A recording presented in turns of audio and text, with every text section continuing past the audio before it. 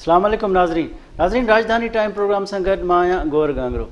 नाज़रीन, लाहौर मोटरवे ते जेको हिकु औरत सां ज़्यादतीअ वारो वाक़ियो पेश आयो आहे ऐं हिकु इंतिहाई अफ़सोसनाक ॾुखोईंदड़ ऐं लूंहं कांडींदड़ हिकु वाक़ियो आहे ऐं 3 ॾींहं गुज़रण ताईं पंजाब हुकूमत तोड़ी वफ़ाक़ी हुकूमत जेके ॾोहारी आहिनि उन्हनि खे कानून जे कटहरे में आणण में नाकाम वई आहे। ॾिठो ई वियो आहे त इन सॼे वाक़िए खां पोइ इदारा मफ़लूज नज़र अचनि पिया ऐं गवर्नमेंट इन एक्शन नज़र न पई अचे। जॾहिं त वज़ीर आज़म इमरान ख़ान साहब जी जेका दावा आहे त रियासत मदीना हूंदी ऐं उते इंसाफ़ जो बोलबाला हूंदो, पर हिन रियासत मदीना जे दावा खे 2 साल गुज़रण जे बावजूद हुकूमत इंसाफ़ वारे पहलू में पोइते रही आहे। जॾहिं त हिन वक़्तु IG पंजाब जी स्टेटमेंट आहे त हिन वक़्तु ताईं का बि कार्रवाई न थी सघी आहे ऐं ॾोहारियुनि खे गिरफ़्तार न कयो आहे।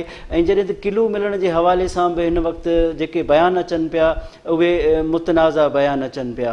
जॾहिं त सोशल मीडिया ते मुख़्तलिफ़ ख़बरूं आयूं, पर उनजी पंजाब पुलिस तरदीद कई आहे त हिन वक़्तु का बि कार्रवाई न थी आहे। इन वाक़े ते अॼु असां ॻाल्हाईंदासूं।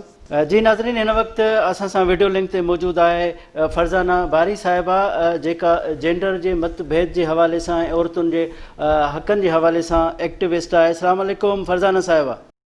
अस्सलामुअलैकुम जी। फरजाना साहिबा, ये बताएं, ये जो लाहौर का वाक़या है और दर्दनाक एक अफसोसनाक वाक़या है, आप क्या कहेंगी? रियासती इदारे 3 दिन हो गए, इसी वक्त कोई एक्शन नहीं हुआ, कानून के कटहरे में इस वक्त तक मुजरिम नहीं आ सके हैं, क्या कहेंगी? देखिए, इसके बारे में मैं यही कह सकती हूँ कि बुनियादी तौर पे ये है ही हुकूमत की जो नाअहली और ये गैर ज़िम्मेदारी है, क्योंकि गवर्नेंस हमारी इतनी ख़राब हो चुकी है। रियासत हमें हर तरह का शहरियों को जो है वो तहफ़्फ़ुज़ और इंसाफ देने में नाकाम है।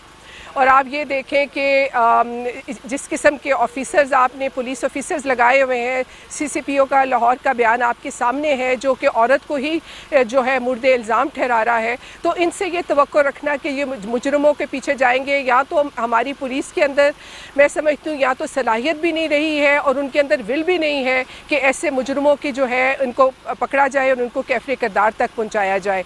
तो अभी तक तो यही हम ये देख रहे हैं कि ये सिर्फ़ एक वाक़या नहीं है, बल्कि पूरा एक पेंडेमिक की तरह एक वबा फैली है, जिसमें जिनसी दरिंदगी जो है वो इतनी बढ़ चुकी है कि लगता है कि हम एक रियासत में नहीं बल्कि एक जंगल में रह रहे हैं जिसका कोई कानून नहीं है। रूल ऑफ लॉ यहाँ पे ख़त्म हो चुका है। क्रिमिनल जस्टिस सिस्टम में पुलिस और जुडिशरी का जो किरदार है वो आपके सामने है, जिसमें किसी भी मजलूम को जो है वो इंसाफ नहीं मिलता। सड़क पे लोगों की आंखों के सामने मीडिया में उसकी फुटेज है कि एक पॉलिटिशियन जो है या एक अमीर आदमी जो है अचकज़ई, वो एक कांस्टेबल जो है एक ट्रैफिक के पुलिस वाले को जो है वो मार देता है और वो कैसे दंदनाता हुआ गाड़ी से निकलता है और जाके अदालत में पेश होता है और फिर बरी हो जाता है। तो ये अशराफिया की हुकूमत है जिसमें आवाम के साथ जो है मैं समझती हूँ कि आवाम के साथ किसी की कोई हमदर्दी नहीं है। ये चंद हज़ार लोग हैं जिन्होंने पाकिस्तान पे कब्ज़ा कर लिया है, उसमें यहाँ के सियासतदान भी हैं, यहाँ के जर्नैल और मिलिट्री इस्टेब्लिशमेंट भी है और यहाँ की ब्यूरोक्रेसी भी उसके अंदर शामिल है। हर अदारे की ब्यूरोक्रेसी जो है वो मैं समझती हूँ कि इसकी जो है ज़िम्मेदार है कि जिस किस्म के जराइम और क्राइम पाकिस्तान में औरतों और बच्चों के ख़िलाफ़ और गैर मुस्लिमों के ख़िलाफ़ और ट्रांसजेंडर के ख़िलाफ़ जो है वो जन्म ले रहे हैं। अच्छा, क्या समझती हैं कि मौजूदा हुकूमत पुलिस रिफॉर्म्स के हवाले से दावा करती थी कि पुलिस में रिफॉर्म्स आने चाहिए और KPK का मिसाल बड़े फ़ख्रिया अंदाज में दिया जाता था, तो पंजाब में PTI गवर्नमेंट है, क्या समझती हैं कि ये रिफॉर्म्स हैं मौजूदा गवर्नमेंट के और जिस तरह के वाक़यात पेश आ रहे हैं? देखिए, जराइम का तो जो है वो उसका इजाफा तो पूरे पाकिस्तान में हो रहा है, ये किसी एक सूबे की बात नहीं है। बच्चों पे हमले, ट्रांसजेंडर पे हमले, औरतों पे हमले सिंध में भी हो रहे हैं, पंजाब में भी हो रहे हैं, KP में भी हो रहे हैं, बलूचिस्तान में भी हो रहे हैं। ये मुकम्मल तौर पे रियासती एक जो है हम एक नाकाम रियासत बनते जा रहे हैं और हम एक ऐसे समाज की तरफ बढ़ रहे हैं, एक ऐसा समाज बन चुके हैं जो बुनियादी तौर पर एक बीमार समाज है, एक बीमार जहनीत है, जिसको हमने 73 साल में वो माहौल दिया है जिसके अंदर वो जहनीत पल बढ़ के आज हम सब पे हमला आवर है। اچھا، موٹر وے پہ جب ظاہر ہے موٹر وے کی اتنی بجٹ ہے، فورس بھی ہے، تو آپ کیا سمجھتی ہیں کہ وہاں اگر سیکیورٹی نہیں دے سکتے تو ظاہر ہے چھوٹے گاؤں، چھوٹے چھوٹے جو راستے ہوتے ہیں، ٹرائبل ایریاز ہوتے ہیں، تو وہاں پہ کیا صورتحال ہوگی اگر مین شہر میں موٹر وے پہ بھی جی آپ کچھ نہ کر سکیں؟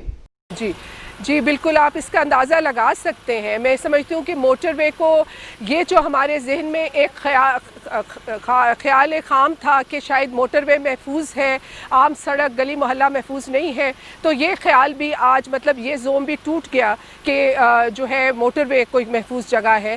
پاکستان میں کوئی ایسا سڑک، کوئی ایسی جگہ، کوئی ایسا کونا محفوظ نہیں ہے عورت کے لیے اور چھوٹے بچوں کے لیے، کیونکہ یہ جو درندے ہیں، جو جنسی حیوان ہیں، یہ ہمارے ارد گرد پھر رہے ہیں، اور ان کو پکڑنے کے لیے جو ہے کوئی ریاست کا جو ہے، جو جس کو کہنا چاہیے رٹ آف دا گورنمنٹ ہے ہی نہیں ہے، اس لیے ہم سب ان کا شکار ہو رہے ہیں۔ آئی جی پنجاب صاحب کا بیان آیا، ان کا کہنا ہے کہ ابھی تک ہمیں کوئی ایسے ملزمان پکڑے نہیں ہیں، ابھی تک کوئی کارروائی نہیں کی ہے۔ اب کیا سمجھتی ہیں 3 دنوں جی تک اگر کوئی کارروائی نہ ہو اور ایک صوبے کا پولیس کا سربراہ یہ کہہ رہا ہو، تو پھر آپ کیا سمجھتی ہیں کہ یہ اداروں کی کارکردگی سوالیہ نشان ہے، اور گورنمنٹ، وفاقی حکومت اور صوبائی حکومت اور لوگوں کا تحفظ، خاص طور پر خواتین کا تحفظ، کیا کہیں گے؟ جی بالکل، یہ تو درست ہے کہ جو 2 چیزیں ہیں۔ ایک تو ظاہر ہے کہ پچھلے 73 سالوں میں پولیس کے محکمے کو جس طرح سے پولیٹیسائز کیا گیا ہے اور جس طرح سے سیاسی بھرتیاں کی گئی ہیں، سیانوں کو خریدا گیا ہے، ایس ایچ او کو جیب میں رکھا گیا ہے، اس سے پولیس کی جو اہلیت ہے وہ تو ختم ہوئی ہے، اس میں کوئی شک نہیں۔ لیکن اس کے باوجود جب ان کی ول ہوتی ہے، اگر کسی امیر اور آدمی کا بچہ اغوا ہو جائے یا اس کی بیٹی کا ریپ ہو جائے، تو پھر یہی پولیس جو ہے یہ مجرم تک پہنچنے میں کامیاب بھی ہو جاتی ہے۔ لیکن جب عام شہری کے ساتھ یہ ہوتا ہے تو پھر یہ پولیس جو ہے نہ ان کی ول ہے۔ دیکھیں، وقتی طور پہ ابھی کیونکہ اس وقت دباؤ ہے تو یہ تھوڑا بہت جو ہے یہ پولیس جو ہے متحرک ہے، لیکن یہ کہ جو ہی پریشر کم ہوگا تو آپ دیکھیں گے کہ سب اپنی گھروں میں جا کے اور اپنے آفیسز میں جا کے سو جائیں گے، کیونکہ کسی کو اس بات میں دلچسپی نہیں ہے کہ اس واقعے کو جو ہے ایک ٹیسٹ کیس بنایا جائے تاکہ آئندہ کے لیے جو ہے ان واقعات میں کوئی کمی کی طرف ہماری کوئی پیش رفت ہو۔ اچھا، پولیس بھی ہے، وسائل بھی ہے، بجٹ بھی ہر سال آتی ہے، تو ظاہر ہے اور اسپیشل الاؤنسز بھی پولیس کے لیے ہیں، تو اس کے باوجود آپ کا کہنا ہے کہ صرف امیروں کا اور بڑے لوگوں کا تو تحفظ ہوتا ہے لیکن غریبوں کا نہیں ہوتا ہے۔ آپ کیا سمجھتی ہیں، کیا یہ ملکی وسائل صرف اور یہ اداروں کے وسائل صرف چند لوگوں کے لیے؟ جی دیکھیں، یہ تو بات درست ہے کہ جو وسائل ہیں، ایک تو یہ کہ جنرلی ویسے تو پولیس کا محکمہ جو ہے وہ بہت انڈر ڈیولپڈ ہے، اس کی ٹریننگ نہیں ہو رہی ہے، وہاں پہ وسائل کی کمی ہے۔ آپ ایف آئی آر کٹوائے، وہ کہتے ہیں کہ ہم آپ کے ساتھ نہیں جا سکتے کیونکہ ہماری گاڑی میں پیٹرول نہیں ہے، مگر تمام جو پولیس کا محکمہ ہے وہ صرف اشرافیہ کی جو ہے ان کو پروٹوکول دینے میں اور ان کے تحفظ میں لگا ہوا ہے، لیکن عام عوام شہری کے لیے نہ ان کے پاس وہ وسائل ہیں اور نہ ان کے پاس ول ہے۔ پولیس ریفارمز کی بہت دفعہ کوششیں ہوئیں، لیکن ہم نے دیکھا کہ پریکٹیکلی کچھ نہیں ہوا، اور پولیس کے رویوں میں کوئی تبدیلی نہیں آئی، ان کی صلاحیت میں کوئی تبدیلی نہیں آئی۔ پولیس ریفارم میں ان کو جو ہم نے امپاور کرنا ہے کہ ان کے پاس وسائل ہوں، اس میں کوئی تبدیلی نہیں آئی۔ اگر آپ ایک تھانے دار کو کہتے ہیں کہ میرے گھر پہ چوری ہو رہی ہے، یہ چور گھسا ہوا ہے، آپ یہاں میرے گھر پہنچے، تو اس کے پاس جو وہیکل ہے اس کی مینٹیننس نہیں ہوئی ہے، لہٰذا وہ گاڑی جو ہے وہ گیراج میں کھڑی ہے، اس کے پاس پیٹرول نہیں ہے۔ تو میں یہ سمجھتی ہوں کہ پولیس ریفارم پہ اگر پوری طرح عمل ہوتا اور یہ جو سیفٹی کمیشن بنے تھے اس میں سول سوسائٹی کی اوور سائٹ ہوتی تو شاید کچھ بہتری آ جاتی۔ وزیر اعظم صاحب، ریاست مدینہ کا ذکر کرتے ہیں، 2 سال ہو گئے، ریاست مدینہ کا جو اسپرٹ ہے وہ ہمیں نظر نہیں آ رہا ہے۔ جی دیکھیں، اگر ریاست مدینہ والے جو ہیں، وہ جو بات کرنے والے ہیں، وہ انہی لوگوں پہ مشتمل ہیں جو کہ اسی پالیسیوں کو جاری ساری رکھے ہوئے ہیں جو عوام دشمن پالیسیاں ہیں۔ یہ ریاست مدینہ بھی اگر 2% سے پچھلے سال سے بھی کم بجٹ تعلیم کا رکھے گی، صحت کے بجٹ کو کم کیا جائے گا، لوگوں کے عوام کے جو ہے اس کے اوپر، تو پھر یہ ریاست مدینہ کیسے بنے گی؟ یہ انہی لوگوں پہ مشتمل ہے جو پرانے لوگوں کے آزمودہ لوگ ہیں، اور یہ انہی پالیسیوں کو جاری ساری رکھے ہوئے ہیں جو ریاستی پالیسیاں جو عوام دشمن ثابت ہوئی ہیں اور جنہوں نے پاکستان میں امن کا जो एक तरक्की और अमन का जो एक दौर है या अमल है उसको पूरी तरह से मुतासिर किया है। और एक रेडिकलाइजेशन, कंजर्वेटिविज़म, दकियानूसीपन, औरत दुश्मन सोच, ट्रांसजेंडर दुश्मन सोच, ये सोच जो है इसको परवान चढ़ाया है। ठीक है फरजाना बारी साहबा, बहुत शुक्रिया शुक्रिया जी। आपने हमें टाइम दिया। नाज़रीन हिते वठूं था मुख़्तसर ब्रेक, ऐं ब्रेक खां बाद हाज़िर थींदासीं।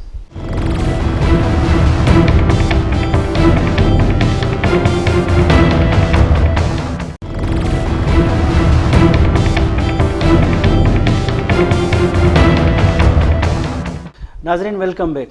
नाज़रीन हिन वक्त असां सां स्टूडियो में असांखे जॉइन कयो आहे गुलनाज़ शेख, जेका वुमेन राइट्स जे ऐं ह्यूमन राइट्स जे हवाले सां एक्सपर्ट आहे ऐं हिन वक्त सिंध हुकूमत जेको इंसानी हक़नि जे हवाले सां कमेटी आहे, provincial vigilance committee human rights, उन जी मेंबर पिण आहे। वेलकम कयां थो गुलनाज़ सां मां पंहिंजे प्रोग्राम में।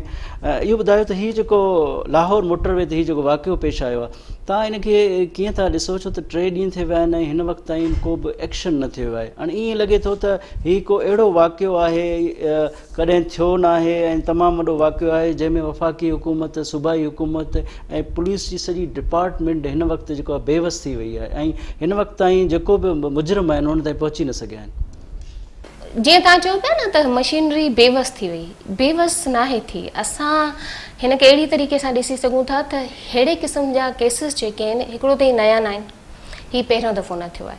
मुख़्तारा माई जो केस तव्हांखे ख़बर हूंदी, ठीकु आहे, उन वांगुरु कॾहिं कॾहिं ईअं थिए थो त को जेको केस आहे उहो हाई प्रोफाइल थी थो वञे, न त सिंध में बि ऐं सॼे पाकिस्तान में बि।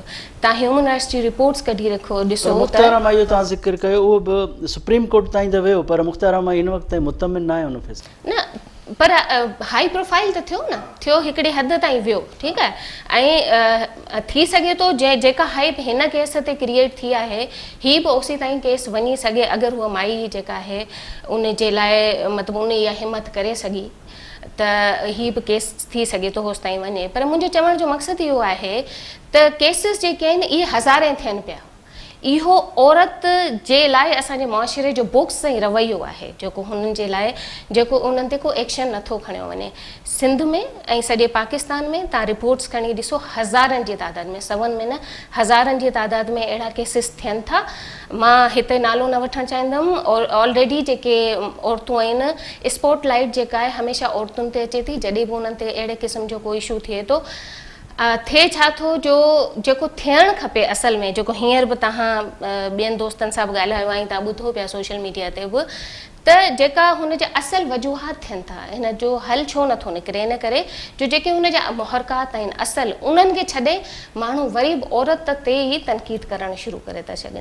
त इहो हिकिड़ो मेन हुनजी वजह थिए थी जंहिंजे करे जेके मुजरिम आहिनि उहे बि पकड़िया नथा वञनि। ही पकड़िया इन करे नथा वञनि त उन्हनि खे हू ॻोल्हे नथा सघनि, इन करे जो डिले थो, हीउ सिस्टम उन्हनि खे डिले कराए थो, उन्हनि खे एतिरो मौक़ो ॾिए थो त हू भॼी वञनि। अच्छा, इहो ॿुधायो त इन जा जॾहिं तव्हां ॿुधायो त हीउ पहिरियों केस न आहे, ज़ाहिर आहे मुख़्तलिफ़ केस थींदा आहिनि, त इन क़िस्म जा जॾहिं केस थियनि था त ज़ाहिर आहे पुलिस अलर्ट थी वेंदी आहे, उनजी रिसर्च कंदी आहे, मुलज़िमनि ताईं पहुचंदी आहे, उहो सॼो प्रोसेस करे वेंदी आहे। त हिन केस में लाचारी इहा आहे त छा ईअं लॻे थो ॼण पुलिस खे इन क़िस्म जो कॾहिं को केस साम्हूं न आयो हुजे, या असांजे इदारनि खे इन क़िस्म जॾहिं इहा केस थींदा बि रहनि था, इन क़िस्म जी सॼी प्रोसेस मां बि गुज़रनि था, त पोइ छा इदारा हर भेरे वांगुरु इन केस खे बि ज़ाहिर उनजे मटी विझणु चाहिनि था या इनखे लिकाइणु चाहिनि था, या उनजो या इरादो न आहे त इन्हनि मसइले खे सुठे नमूने सां डील कजे त आईंदा अहिड़ो को बि वाक़ियो पेश न अचे? तव्हांजे जेको सवाल जो सेकेंड पार्ट आहे इन खे आउं सेकेंड कंदसि त मूं तव्हांखे ॿुधायो त इहा प्रियोरिटी ई न आहे, औरत जे मसइलनि खे प्रियोरिटी ई नथी ॾिनी वञे।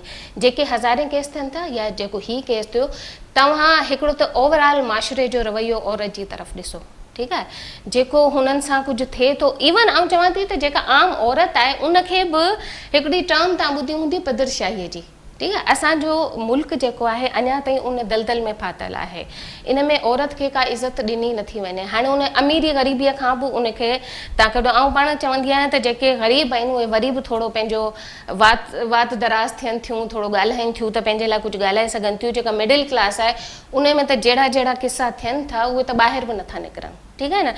ऐं ॿियो तव्हां इन्हनि रवैयनि मां ख़ुदि इहो सुञाणे सघो था या ॼाणे सघो था त हुननि जा इरादा न आहिनि इन मसइले खे हल करण जा। जेको CCPO चयो आहे, बजाए कंहिं ॿिए जुर्म वांगुरु इन जुर्म जा मुहरकात ॾिठा वञनि, उन्हनि माण्हुनि खे ॻोल्हियो वञे, हू तनक़ीद औरत ते कनि पिया त हुनखे इन वक़्तु निकिरण ई न खपे हा, ठीकु आहे। ऐं जेॾी महिल तव्हां ॻाल्हि था करियो त उहे सेम ज़बान वरी तव्हां हुकूमत जे कई माण्हुनि जी बि ॿुधी हूंदी। सेम तव्हां असद उमर जेको ॻाल्हायो पिए ऐं जेको शहज़ाद अकबर ॻाल्हायो पिए, जेके हुकूमत में माण्हू वेठा आहिनि जिन खे कुझु करिणो आहे, ऐं ख़ासि तौर ते जेके इदारा हुननि ठाहियो आहे, CCPO जी जेका ज़बान हुई, मतिलबु जॾहिं को आम ॿियो को बि जुर्म थींदो आहे त तव्हां ॾिसंदा हूंदा त इदारनि जी लैंग्वेज डिफरेंट हूंदी आहे। हू इन्वेस्टिगेटिव हिकिड़ी लैंग्वेज हूंदी आहे, हिते छा हुई तनक़ीदी लैंग्वेज हुई, विक्टम जे मथां ई। त जेॾीमहिल हुननि जो इरादो न आहे त पोइ हुनजो हल कीअं थो निकिरी सघे। अच्छा, मतिलबु रोकथाम जे हवाले सां इहो लॻे थो त ज़ाहिर गवर्नमेंट वटि इदारा आहिनि। जीअं तव्हां सिंध गवर्नमेंट में जेका ह्यूमन राइट्स जी कमेटी आहे उन जा तव्हां मेंबर आहियो, ज़ाहिर इनपुट ॾींदा हूंदव तव्हां गवर्नमेंट खे, और ऐं गवर्नमेंट वरी उन ते वेहक कंदी हूंदी, उनजे लाइ पॉलिसी जोड़ींदी हूंदी, सभु शयूं कंदी हूंदियूं। ईअं ई वफ़ाक़ी हुकूमत आहे, ॿिया सूबा आहिनि, पुलिस आहे, FIA आहे, जांच जूं कमेटियूं आहिनि, त ज़ाहिर आहे उन्हनि वटि हिकिड़ी प्लानिंग हूंदी। ईअं लॻे पियो जीअं ईअं थींदो आहे त को नओं कमु कजे जो का ख़बर न हुजे ऐं माण्हू हिकिड़ो विफलियल हुजे, माना हिन वाक़े में ईअं लॻे थो त इदारनि जी जेको प्रोसेस आहे, जेका कारकर्दगी आहे या उन्हनि जो जेको तजुर्बो आहे, उहो हिन केस में नज़र कोन पियो अचे। हिन केस में या कंहिं बि केस में तव्हांखे ॾिसण में कोन ईंदो। थोरी देरि पहिरीं पाण मुतारा माई जी ॻाल्हि कई ऐं उनजो इहो तमामु मशहूरु ॻाल्हि आहे, मुशरफ जो उहो दौरु हो ऐं उन चयो त औरतूं कुझु बेनिफिट हासिलु करण लाइ, के फ़वाइद हासिलु करण लाइ अहिड़े क़िस्म जी कम पाण सां कराइनि थियूं, जेका तमामु ई मतिलबु हया अचण वारी ॻाल्हि आहे। कंहिं उन उहिदे ते वेही माण्हू चयो आहे। हाणे उहो सिर्फ़ु मुशरफ कोन चयो, उहो असांजो सॼो माशरो जेको आहे उनजी इहे अहिड़ी क़िस्म जी सोच आहे, ठीकु आहे। जंहिंजी वजह सां असांजा इदारा ट्रेंड नथा थियनि, असांजे इदारनि खे ट्रेंड कयो नथो वञे। कमेटियूं ठहनि थियूं, यस, ही बि कमेटी हिकिड़ी ठही आहे। असांजी पूरी कोशिशि आहे त असीं फेक ते मबनी शयूं पंहिंजूं ऐं इहो ख़ुशि शइ हूंदी आहे त आम माण्हुनि खे जेको आहे ह्यूमन राइट्स जे इन्हनि इदारनि में शामिलु कयो वञे थो। असां जहिड़ा जेके न्यूट्रल वॉइस आहिनि उन्हनि खे शामिलु कयो थो वञे, त असांजी कोशिशि हूंदी आहे त असीं पंहिंजी आवाज़ मथे ताईं पहुचायूं। पर इशू इहो आहे त अगेन हुकूमतनि जी विल जी ॻाल्हि आहे। तव्हां ॾिसो ॿियूं हुकूमतूं रहियूं आहिनि त उन्हनि में वरी बि पॉलिसीज़ इन हवाले सां पास थियनि थियूं। हिन हुकूमत में त का पॉलिसी बि नथी पास थिए न, हिन हुकूमत में का अहिड़े क़िस्म जी पॉलिसी। इन हवाले सां सिंध गवर्नमेंट खे इहो एप्रिशिएट कयो पियो वञे त औरतुनि जे राइट्स ह्यूमन राइट्स जे हवाले सां कानून साज़ी बहितर थिए पई, त तव्हां छा था सम्झो त सिंध गवर्नमेंट में इन क़िस्म जी कानून साज़ी खां अलावा अमली सतह ते मतिलबु अहिड़नि वाक़िअनि खे रोकथाम लाइ, जीअं माना सिंध में, मां सिंध जो ज़िक्र इन करे थो कयां त ज़ाहिर आहे तव्हां उन में सिंध गवर्नमेंट जी उन कमेटी में तव्हां मौजूदु आहियो, त इन क़िस्म जा सिंध में वाक़िआ न थियनि, इन क़िस्म जी का एक्सरसाइज़ थिए पई, तव्हांजूं मीटिंग्स थींदी हूंदियूं, तव्हांजी प्लानिंग या जेको CM खे तव्हां इनपुट ॾियो पिया। अच्छा, हिन वक़्त ताईं जेका मुंहिंजी कमेटी जी तव्हां ॻाल्हि पिया कयो त कराचीअ जे इन्हनि सूरत जे हाल जी वजह सां अञा ताईं उन कमेटी फ़ाल न थी सघी आहे, उनजी मीटिंग एक्सपेक्टेड आहे। अञा असां जी प्लानिंग्स आहिनि उनजो, हा, उन ते कमु शुरू थियणो आहे अञा, लेकिन उन खां पहिरीं बि कमेटीज़ ठहंदियूं रहियूं आहिनि। सिंध गवर्नमेंट जे हवाले सां, छो त उते जेका PP जी गवर्नमेंट रही आहे उन्हनि खे असां इन हवाले सां त एप्रिशिएट कयूं था, जॾहिं वफ़ाक़ में बि हुई त उन्हनि जे अंडर 7 क़वानीन पास थिया औरतुनि जे हक़नि जे हवाले सां। घटि में घटि उन वक़्तु एतिरो कमु थी सघंदो आहे त जेॾी महिल असीं के बिल्स मूव कंदा आहियूं त उन्हनि खे उहा हुकूमत ॾिसंदी आहे ऐं उन्हनि खे पास बि करे थी। उहे क़वानीन पास थिया आहिनि। ॿियनि हुकूमतुनि में उनजो फुक़दान नज़र आयो आहे, कानून में उहा शइ नज़र नथी अचे। ॿी वरी शइ जेका नज़र अचे थी उहा वरी अॻियां इदारनि ते अची थी वञे, हुकूमत जी उन ते जेको आहे कहिड़ी तरीक़े सां उनजी पुरघोर कनि था, उन में थोरी कोताही नज़र अचे थी, छो त इम्प्लीमेंट उन्हनि शयुनि जो पोइ नज़र नथो अचे। पॉलिसियूं अगरि ठही बि वञनि थियूं त ओढ़े तरीक़े सां इम्प्लीमेंट नज़र नथी अचे।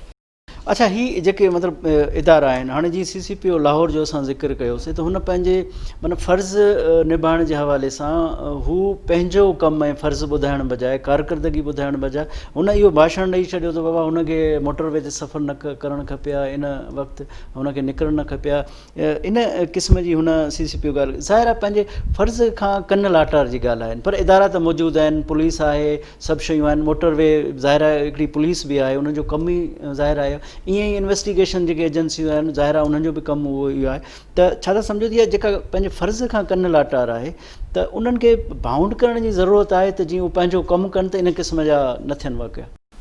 ॾिसो, हिन ते ओवरऑल कमु करिणो पवंदो। हिकिड़ो त सॼी सोसाइटी, ही जेके इदारा आहिनि इन में बि तव्हांखे मर्द नज़र आयो न हिकिड़ो, ऐं जेके हुते वेठा आहिनि हुकूमत में उहे बि आहिनि, तव्हां ॾिसो उन्हनि जी प्रायोरिटी न आहे। त असांखे सभु इंस्टीट्यूशन जेके आहिनि न तालीम जे लेवल ते असांखे अख़लाक़ियात ते कमु करण जी ज़रूरत आहे। पर हिते ईअं थो थिए, जो तव्हां इहा ख़बर ॿुधी हूंदी त जिन्सी एजुकेशन जे हवाले सां, तालीम जे हवाले सां अगरि करिकुलम में कुझु ऐड करण जी कोशिशि कई वई त उन ते तमामु वॾी आवाज़ उथी त इहा बेशर्मी आहे, बेहयाई आहे। ठीकु आहे, तालीमी सिस्टम में जेसि ताईं असीं हिन शइ खे ऐड न कंदासीं, असां उन में जेके बि अहिड़ा तबिका आहिनि, औरतूं थी वियूं, ट्रांसजेंडर थी विया, ॿार थी विया, उन्हनि जे हवाले सां असां क्लियर कट माण्हुनि खे सम्झाईंदासीं कोन, तेसीं ताईं हिन में चेंज न ईंदो। ॾाढी ज़बरदस्त ॻाल्हि कई आहे त न सिर्फ़ु पुलिस फोर्सली शइ करे, पर अहिड़ी शइ कजे जो इन क़िस्म जो माण्हुनि में बहितरी अचे। नाज़ तव्हांजी वॾी महिरबानी, तव्हां असांखे टाइम ॾिनो। नाज़रीन, हिते वठूं था मुख़्तसिर ब्रेक खां बाद हाज़िर थींदासीं।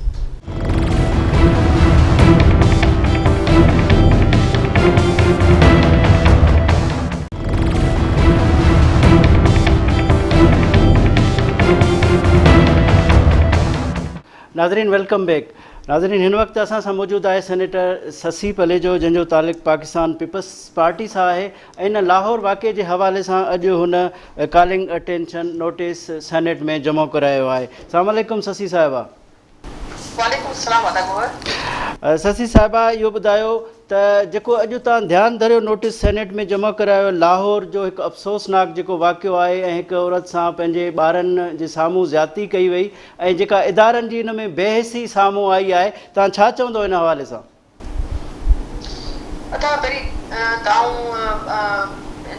अफ़सोस इज़हार कयां थी हुन फैमिली सां, हुन न्याणी सां, हुन जी सॼी कुटुंब सां, ऐं मज़म्मत कयूं था सख़्तु असांजे चेयरमैन मोहतरम बिलावल भुट्टो सरदारी साहब ऐं पाकिस्तान पीपल्स पार्टी जी लीडरशिप जेको आहे, तव्हां ॾिठो आहे त मज़म्मत न सिर्फ़ु कई आहे, पर ह्यूमन राइट कमेटी हुनजो नोटिस वरितो आहे।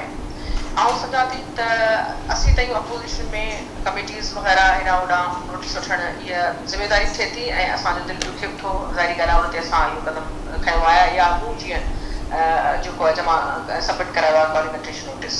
पर मसइलो इहो आहे त जेका हुकूमत आहे, जंहिंजी जुरिस्डिक्शन आहे, जंहिंजी हुकुमरानी आहे, जो इख़्तियार आहे, उन्हनि खे बि छा सिर्फ़ु नोटिस वठणु खपे। ऐं कल्ह खां रुॻो ॾिसो आहे, नोटिस वरितो आहे, हेसिताईं त ईअं थी वञनि खपे हा त फौरन उहे गिरफ़्तार थी चुका हुजनि हा, ऐं उहे बाक़ाइदे उहे अची वञनि हा तफ़्तीश जे हेठि। हाणे उनजो जेको आहे DNA फलाणा हे हो माण्हू ॻोल्हनि पिया, हे कनि पिया। मोटर में हिकिड़ी तव्हां ख़बर आहे त जुरिस्डिक्शन जंहिंजी बि आहे उहा सभिनी खे ख़बर आहे त उहा हाईवे पुलिस हुजे या तव्हांजी पंजाब हुकूमत हुजे, उन्हनि खे ज़रूरु एतिरी त मालूमात हूंदी, आङुरियुनि ते ई गॾु हूंदी सभु शयूं, त हिन पासे कहिड़ा ॻोठ आहिनि, ॿिए पासे कहिड़ा ॻोठ आहिनि, कहिड़ी यूनियन काउंसिल आहे, उन ते ठक ठक ठक यकदम जेको आहे इन्वेस्टिगेशन टीम पंहिंजी वञणु खपे आहे, उन ते गैस बि थी वञणु खपे आहे, ऐं उहो जल्दी ऐं उन न्याणी सां, उन औरत सां जेको आहे ॾाढा त पाकिस्तान में औरतुनि जे हवाले सां हाणे के इंडिया में तमामु घणा वाक़िया असीं ॿुधूं था, अफ़सोस थिए थो। पर असांजी ख़्वाहिश आहे अॼु जंहिं शख़्सियत मोहम्मद अली जिन्ना जो वफ़ात जी हुनजी एनिवर्सरी आहे, हुनजो बरसी आहे, उन माण्हू पाकिस्तान ठाहिण वक़्तु इहो चयो हो त इहो मुस्लमाननि लाइ, माइनॉरिटीज़ लाइ, औरतुनि लाइ, ॿारनि लाइ, सभिनी जे लाइ उहो बराबरी हूंदी, उन्हनि खे साफ़ ऐं हक़ जेको आहे उहे उनजी ज़मानत ॾिनल हूंदी, ऐं इहा फलाही रियासत हूंदी। पर असां ॾिसूं पिया त हिन हुकूमत में जेको मैनिफेस्टो में दावा वारा कया हुआ, पर हींअर इलाही बेईमान हिकिड़ो वाक़ियो थियो आहे, जिते दिलि इलाही नचींदा आहिनि। अच्छा इहो ॿुधायो त ज़ाहिर आहे PTI गवर्नमेंट जो जेको इलेक्शन जो स्लोगन हो उन में पुलिस रिफॉर्म्स बि हुयो ऐं पुलिस ते तमामु घणो ज़ोर बि हुयो, बल्कि इवन इमरान ख़ान साहिबु इहो चवंदो त KPK में पुलिस जे हवाले सां जेके सुधार आंदा आहिनि उन्हनि खे ॿियनि सूबनि खे बि इन ते अमल करणु घुरिजे। त उन खां पोइ ज़ाहिर आहे पंजाब में PTI जी गवर्नमेंट आहे, वफ़ाक़ में PTI जी गवर्नमेंट आहे, त इन क़िस्म जो रवैयो त छा इहा जेका दावा हुई उन जी पत वाइकी नथी आहे? सही था चओ, सिंध में को वाक़ियो थींदो आहे ऐं उते जेको अहिड़ो इंसान सोल वाक़ियो थिए उनखे ज़ाहिरी ॻाल्हि आहे फौरन क़दम खणणु खपे। पर तव्हां ॾिसंदा आहियो त नेशनल मीडिया कीअं पीपल्स पार्टी ऐं उनजी हुकूमत खे जेको आहे बदनाम करण लाइ, डिफेम करण लाइ ऐं माना मीडिया जो कमु ज़रूरु हुजे त वाक़िया ॾांहुं ध्यानु छिकायो वञे ऐं जेको मज़लूम आहे उनजे साथ जी ॻाल्हि कई वञे ऐं उनजी जेको आहे आवाज़ ऐं उनजो बचे।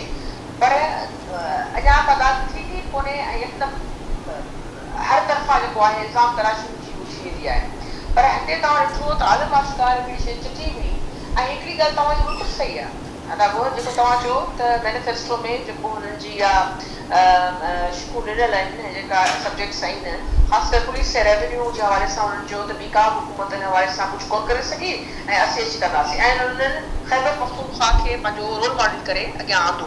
पर असां ॾिसूं पिया ख़ैबर पख्तूनख्वा में भलाई क़िस्म जा ह्यूमन राइट्स जूं जेको आहे वायलेशन्स नज़र अचनि थियूं ऐं पाकिस्तान ज़ाहिर डेवलपमेंट कंट्री आहे, उन में गुरबत जे करे इशूज़ इलाही थियनि था, ॿिया भाई इंटरलिंक्ड आहिनि सभु शयूं ऐं उन में क्रिमिनल जस्टिस सिस्टम में काफ़ी इम्प्रूवमेंट जी गुंजाइश आहे। ह्यूमन राइट्स जे हवाले सां असांखे इलाही कुझु करण जी गुंजाइश आहे।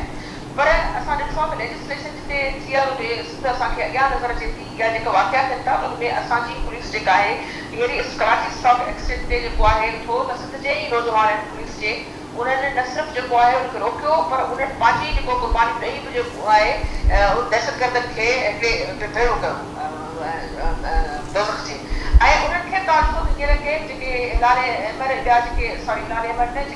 इम्तियाज़ हुई जे कैटेगरीज़ मुख़्तलिफ़ थियनि थियूं आई मे नॉट बी राइट नालो कैटेगरी खणण जे, पर ॿियनि सभिनी खे अदा करनि सदा करनि खे नवाज़ो। सिंध जी पुलिस उन्हनि खे यादि ई कोन रही। सिंध जी पुलिस में इम्प्रूवमेंट जी वरी गुंजाइश आहे। पर असां पंजाब में दावा वॾी ॾिसंदा रहियासीं। तव्हांजी ॻाल्हि बिल्कुलु सही आहे त PTI उन ते वॾी हामू वठंदी रही आहे ऐं बार बार चवंदी रही आहे त असां पुलिस रिफॉर्म्स में वॾी जेको आहे उहा इम्प्रूवमेंट आंदी आहे, असां एक्शन खणूं पिया। पर उनजे बरक्स ॾिसूं था त ह्यूमन राइट्स जी तक़रीबन जेके वॾा नवां वाक़िया थियनि था उहा ज़ाहिरी ॻाल्हि आहे असां सभु पाकिस्तानी आहियूं, असांखे दुख थिए थो ऐं असीं सभु हिक ॿिए सां सलाड़े आहियूं। लसानियत जे हवाले सां असां कॾहिं ॻाल्हि कोन कई आहे। पंजाब जी असांजी न्याणी असांजी पंहिंजी हुई, पाकिस्तानी हुई ऐं इन हवाले सां PTI खे जेको रोल अदा करणु खपे इन हवाले सां माना उहा फ़ोन कंदी रही आहे ऐं उनखे चवंदो इहो चयो वियो त इहा जेको आहे जुरिस्डिक्शन असांजी कोन्हे, तव्हां फलाणे फ़ोन कयो फलाणे तव्हांजो, उनजी माना का सुनवाई कोन थी। अच्छा असद उमर साहब जेको इंतहाई अहम काबीना जो मेंबर आहे, वफ़ाक़ी वज़ीर आहे, उनजो चवणो त जेको लाहौर पुलिस जो सरबराह आहे उनजो जेको हुन बयानु ॾिनो आहे हू कहिड़े कानून तहत उन्हनि जी कार्रवाई कनि ऐं बयानु तव्हां पढ़ियो हूंदो उनजो चवणो त उनखे मोटरवे ते सफ़र ई न करणु खपे आहे ऐं इन क़िस्म जी हुन ॻाल्हि कई। उन बिल्कुलु मूं ॿुधो, उन चयो त इहो गैर ज़रूरी हो पर गैर क़ानूनी कोन हो। गैर क़ानूनी कीअं कोन हो? इहे पुलिस जो हिकिड़ो अहम अमलदार जेकी ज़िमेदारी थी जंहिंखे इंसाफ़ ॾियणो आहे जंहिंजो पघार खणे थो ऐं पंहिंजे सर्विस रूल्स मूजिबि ऐं पंहिंजे जेको हुनजो प्रोविजन्स आहिनि उन तहत उनजी उहा आहे जेको ओथ खणनि था उन लिहाज़ खां ऐं उहो नुमाइंदगी करे थो पंजाब ब्यूरोक्रेसी में उन ख़ासि जुरिस्डिक्शन जी जिते खे इन क़िस्म जा वाक़िअनि खे रोकथाम करणी आहे। रोकथाम परे जी ॻाल्हि पर हिकिड़ी माई रड़ियूं कंदी रही आहे ऐं ॿुधाईंदी रही आहे, कोशिशि कंदी रही आहे कॉन्ट्रेक्ट करण जी ऐं उनखे वरी इहो लेक्चर ॾियणु तव्हां राति जो छो निकिता, तव्हां हीअं छो कयो, तव्हां हू छो कयो, पोइ त हीअ सुभाणे चवंदा तव्हां औरत ॼमी छो। माना हाणे हालत हिते माना जिते छा जिना जो पाकिस्तान जो ख़्वाब हो, जिते बराबरी हूंदी, जिते हारमनी हूंदी, जिते सिहत हूंदी, जिते जेको आहे कानून ते रूल ऑफ लॉ हूंदो ऐं उते पुलिस जो ब्यूरोक्रेसी जो अमलदार जेको प्रोटेक्शन जी ज़िमेदारी आहे हुनजी ऐं उनखे जस्टिफाई करण लाइ वज़ीर वॾा वज़ीर सभु वरी अॻियां अचनि। तव्हां ही घटि जो बि तमामु अफ़सोसनाक वाक़ियो ऐं उहो पॉइंट स्कोर करण जे लाइ तव्हां ख़बर आहे कोशिशि कंदी आहे त माण्हू पोलिटिकल टॉक में न अचे, पर ईअं कॉल अटेंशन नोटिस जमा करण जो को खानापुरी न आहे। ऐं चाहियां थी तव्हां हुननि फ्लोर ते पुछां उन्हनि खां त तव्हांजी त पहिरीं गदगद तव्हांजी थियणु खपे त सेटिस्फाइड थियण खां पोइ पुलिस खे इलाही आहे, असां हुन ते इलाही ऑपरेशन कयो, काफ़ी हद ताईं सिंध पुलिस हुन खां पाण खे हाज़िर कयो आहे, पर पंजाब जी पुलिस ह्यूमन राइट्स जे वारे सां औरतुनि जे हवाले सां सेंसिटाइज़ न आहे। पंजाब जे जेके अमलदार आहिनि उन्हनि खे तरबियती कोर्स, उन्हनि खे माण्हुनि जे मज़हब जेको चए थो उन ते जेको आहे अमल दरामद कराइणु पवंदो ऐं हिननि खे हुनजी ज़रूरत कोन थियणु पवंदो, हिन जी पुठ ॾेई हिननि जी बैक करणु ऐं हुननि खे इहो चवणु त हीअ जस्टिफाइड शइ आहे। मुंहिंजे ख़्याल में इहा ॾुहारी थिए ऐं न को ॾोहो घटिजंदो न को ॾुहारी। असांजो मक़सदु इहो कोन्हे त ॾुहारी घटिजनि ऐं ॾोहो होती रहे। असीं चयूं था शइ अहिड़ी हुअणु खपे, अहिड़ो तरीक़ेकार हुअणु खपे, प्रॉम्प्ट को हुजे, फौरी इंसाफ़ वारो हुजे, ख़ासि करे ॿारनि ऐं औरतुनि लाइ जहर बदियल जेकी शयूं आहिनि जेके एरियाज़ आहिनि उते। पाकिस्तान हिकिड़ो वाक़ई वेलफेयर सोसाइटी ऐं हिकिड़ो इंसाफ़ वारो तव्हां फौरी इंसाफ़ जी ॻाल्हि कई आहे। 2 ॾींहं थिया आहिनि हिन वक़्तु बि जेके ॾोहारी आहिनि उहे कानून जे कटड़े में न अची सघिया आहिनि। जेको वसीम अकरम 2 आहे वज़ीर आज़म साहिब जो, उनजी कारकर्दगी इन मां ई ज़ाहिर थी त एॾे वॾे वाक़े ते जेको रेस्पॉन्स आहे इदारनि जो उहो नज़र न पियो अचे। कोन नज़र अचे, सही पिया चओ, कोन थो अचे। जॾहिं उहे चवंदा हुजनि जस्टिफाई कंदा हुजनि त औरत खे राति जो निकिरण जी ज़रूरत कहिड़ी हुई, जीटी रोड जे बदिरां हितां छो आई? बाबा हितां त सभु गुज़रंदा, हितां त जेको आहे असीं बि था पियूं, हिते त हिननि जा हिननि जूं माण्हू अहिड़ो सफ़र कंदियूं आहिनि, कॾहिं अचानक माण्हू खे वञिणो पवंदो, कॾहिं एमरजेंसी में माण्हू वञी सघे थो, कॾहिं कंहिं दसे ते, कॾहिं कंहिं दुख सूर गम ख़ुशी ते माण्हू बिल्कुलु माना तव्हां बजाए हिनजे पंहिंजे रोड रस्तनि खे जेको आहे उहो सेफ कयो ऐं पंहिंजे जेको आहे उहो सिस्टम में बहितरी आणियो ऐं उहा हर आउं चवां थी हर सूबे में हर शहर में उनजी बहितरी जी गुंजाइश आहे। ऐं कोन थी चवां असांजो सॼो मुल्क इंसाफ़ भरियो थी वियो आहे, हुन में अलाही जिनाह जे पाकिस्तान खे टच करण लाइ मदीने जी रियासत परे जी ॻाल्हि आहे, पर जिनाह जो जेको ख़्वाब हो उन वारे पाकिस्तान जे थोरो वेझो अचण लाइ असांखे तमामु वॾा ॾाका हासिल करणा आहिनि। उन में इहे जेके मामला आहिनि जेके तमामु आसानी सां थोरो अमल कंदे ई जेको आहे पंहिंजी हिकु ज़िमेदारी सम्झूं जंहिंजी उपकार करनि था ऐं उन हवाले सां मुंहिंजे ख़्याल में थोरो जल्दी प्रॉम्प्ट वे में हुनखे रेस्पॉन्स कंदा ऐं उते पुलिस पिछड़ हुजे हा जेका हाईवे जी ऐं त हिन भेण सां हिन औरत सां इहो वाक़ियो न थिए हा ऐं उहो ॿारनि जे अॻियां माना my heart brief like anything ऐं कंहिंजा तकलीफ़ में गुज़रिया हूंदा ऐं ख़ासि करे जंहिंजी औलाद हूंदी जेकी सम्झंदा हूंदा उन माउ हुजे भेण हुजे या मर्द हुजे, अमी सभु जेके मर्द आहियो अव्हांखे तकलीफ़ ओतिरी ज़ाहिरी ॻाल्हि आहे थी हूंदी। ऐं इहो सम्झां थी रुगो असां पोज़ीशन न पीटीआई जे जेको माण्हू भेण ऐं उन जेका ॿाहिरि आहिनि सभु पाकिस्तानी आहियूं, जेको दर्दमंद दिलि रखे थो इहे माना मरण खां इहा बदतरीन हिकिड़ो वाक़ियो हो जंहिंजी तकलीफ़ माण्हू कंहिंजी मौत खां वधीक फील थिए थी त हुनजा नंढड़ा ॿार जेके ट्रॉमा में सॼी उमिरि रहंदा ऐं इहा वाक़िया कहिड़े मुल्क में कहिड़े बि शहर कहिड़े सूबे में हुजनि उन्हनि हर कंहिंजी ज़िमेदारी आहे, पर हीअ त वॾियूं हाबू हणंदा रहिया आहिनि पीटीआई वारा। इन्हनि खे पंहिंजे पुलिसिंग ऐं पंहिंजी हिनजी जेको आहे उन्हनि खे सेंसिटाइज़ करणु, उन्हनि खे अमल दरामद करणु, उन्हनि खे रूल्स मौजूदु हलाइणु ऐं जवाब ॾी, पर उन्हनि खे ख़बर आहे त मिनिस्टर फलाणो अची जस्टिफाई कंदो त हाणे ॿुधाए पंहिंजो मन वधियो हूंदो, हू चवंदो त हाणे घर में सुम्ही रहो, बाक़ी असांखे प्रोटेक्शन माण्हू खे ॾाई। अच्छा, तव्हां जेको कॉलिंग अटेंशन नोटिस सेनेट में जमा करायो आहे, ज़ाहिर आहे उहो टेकअप बि थींदो, त तव्हांजी ॻाल्हि ॿोल थी आहे अपोज़िशन जे ॿियनि मेंबरनि सां बि त इहो मामिलो हाईलाइट कयो वञे त जीअं इंसाफ़ थिए? बिल्कुलु, असांजी पार्टी मां मुंहिंजे ख़्याल में नेशनल असेंबली में बि ज़रूरु जमा कराईंदा, सेनेट में बि ज़रूरु जमा कराईंदा, कराइणु खपे ऐं उन में थींदो आहे हिक खां वधीक जमा कराईंदा, सभु त वधीक माण्हू खे मौक़ो मिलंदो ऐं सभु चाहींदा हुन शइ ते ॻाल्हाइणु।